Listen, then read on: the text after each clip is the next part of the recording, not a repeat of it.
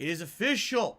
It was announced this very morning that as of January 2022, the PlayStation 5 will be selling colored, customizable faceplates.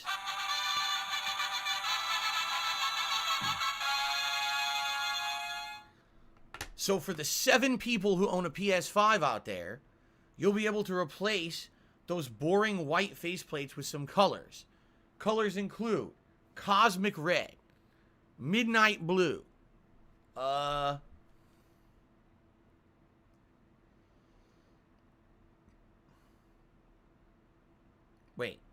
Cosmic Red, Midnight Black, Nova Pink, Starlight Blue, and Galactic Purple.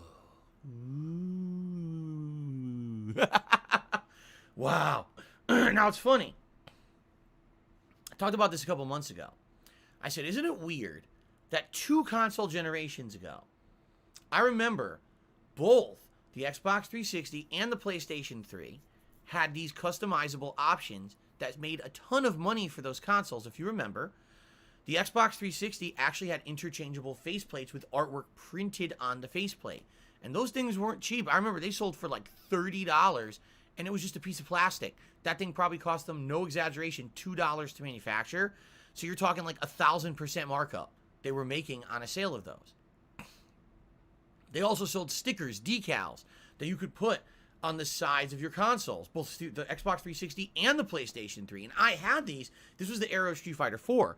I had Street Fighter 4 decals that I put all over my Xbox 360 and my PS3 to decorate them and make them look kind of cool. I bought them. They were expensive. Those decals were like $20 each. You know, again, probably cost them 50 cents to make. Probably like a 5,000% markup, right? Pretty crazy. So, last console gen, it just disappeared. No customizable options at all for Xbox One or PlayStation 4. You want to talk about, like, what a loss. What were they thinking there? This was printed money for them 2 console generations ago. Like, little effort, maximum rewards. Everyone liked it, too. No one minded adding some swag to their console to customize it and make it their own. So I have no idea what happened, why they decided not to do that last console gen. This entire last year, people have been saying again, wow, it's kind of weird. Doesn't it seem like these things could be customizable? And people started messing with their PS5s and realizing you can remove the faceplate easily. It's actually not challenging to do so. It's pretty simple, a pretty simple process, almost as if they had intended for that to be part of the PlayStation experience, right? So why weren't they selling customizable faceplate? It doesn't make sense. Okay? So in the last year, a third-party company, I think they were called D-Lite, started making their own customizable faceplates for the PS5 and were hit with multiple cease and desist orders from Sony, saying, stop doing it, it's our property, we didn't give you permission to do this. So they had to stop legally. Now Sony is announcing they're doing it themselves. So finally, it's happening. Now, let's talk a little bit about this. First of all, it's not just faceplates, but also controllers. So, right now you can buy the standard white and black DualSense controller for PS5. You can also get the Midnight Black, which is the one that's all black. And then they also have Cosmic Red, which is the red with black. Okay? So what they've announced is they are going to also release these new Nova Pink, Starlight Blue, and Galactic Purple controllers.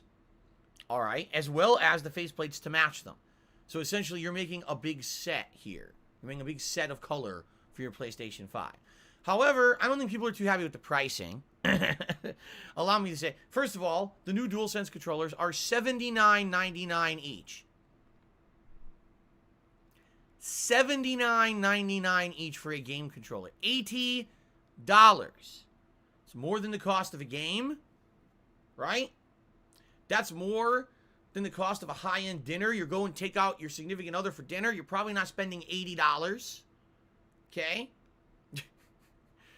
It's incredibly expensive. $80 for the DualSense controller. Now, admittedly, what will end up happening is the prices will drop eventually. But, of course, there's a premium product now coming out in January, so they're going to charge up the butt, right? It's ridiculous. Way too expensive. It's ridiculously overpriced. The controller's nice, don't get me wrong. I like the DualSense, but you tell me what's in that DualSense that's worth $80. The haptic feedback? You mean the haptic feedback that every game that I play, I forget is in there after 2 hours because it really doesn't add anything to the game? The touch screen, or the touchpad that doesn't add anything to the game? Really? Right now, I'm playing almost every game I'm playing on this. It doesn't have a touchpad. Guess what's lost between this and the DualSense? Nothing. The touchpad is completely superfluous, and it doesn't add anything to any games. It really doesn't. The battery charge time. Really? The battery of the PlayStation 5 controller doesn't even last all day long. If you play games like me, 2 streams, by the end of the day, the controller's dead. This controller is using a rechargeable battery pack, and this lasts 2 days.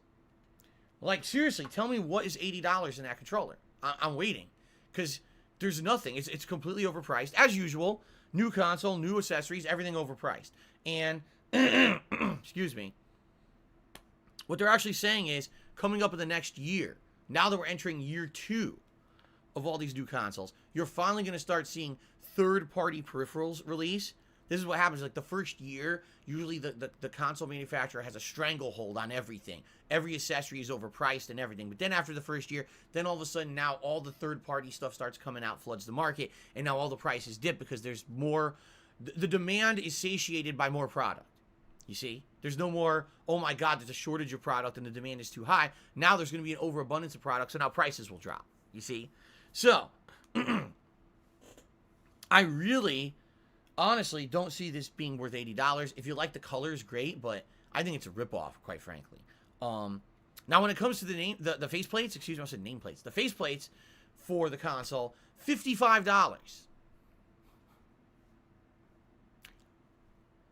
$55. Okay? Keep in mind, I just mentioned Xbox 360 era. You could buy a faceplate for the 360 that was around $30, or you could buy decals for the sides of your console, including the PS3. Those were around $20 to $25. Okay? $55 for colored plastic.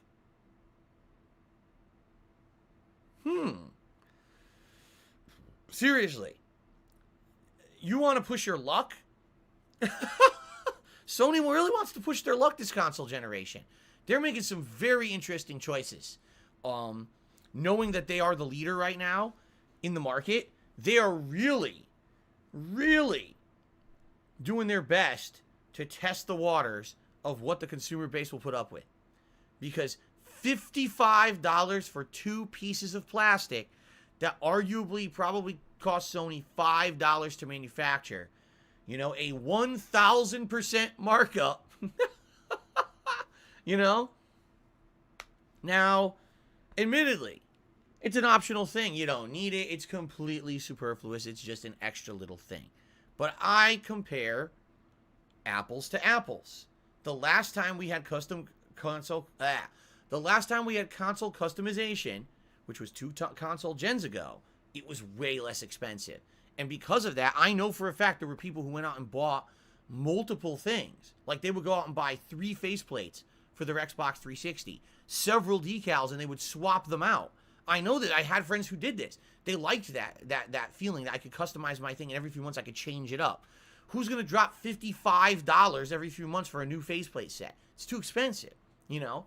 So, I don't know, man. It just seems to me like this console generation, Sony is just... I just said this the other day. I said every console gen, there's a flip-flop, right? So, PlayStation 2 era, Sony completely and utterly dominated. All of a sudden, next console gen seems like Microsoft did everything right except Red Ring of Death, and it took Sony the entire console generation to catch up to Microsoft with the PS3. Then they flip-flop again next console gen. Microsoft does everything wrong, and the PS4 dominates the entire time. All right? Now, PS4 has a foothold in the industry, so when the new consoles come out, everyone wants a PS5, and PS5 has way more demand. But now what we're seeing a year later, there's just not enough PS5s to go around, and Xbox Series X's are selling way better because they're more available, and people are realizing, wow, Game Pass, same features, if not better features. Why do I want a PlayStation 5 when I'm getting great things on the Xbox, and they're trying to buy the Xboxes now? So we're seeing this flip-flopping every console gen. And right now I feel like we're only a year into this, and this console gen is very interesting because of the fact the supply and demand factor is a huge thing.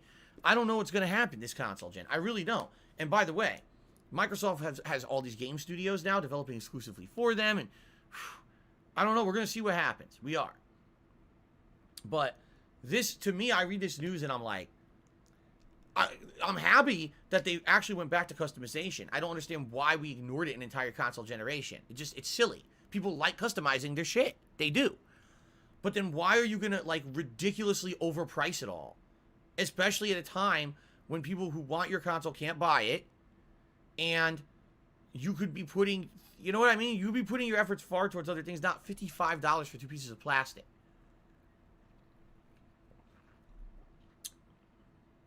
I don't know, man.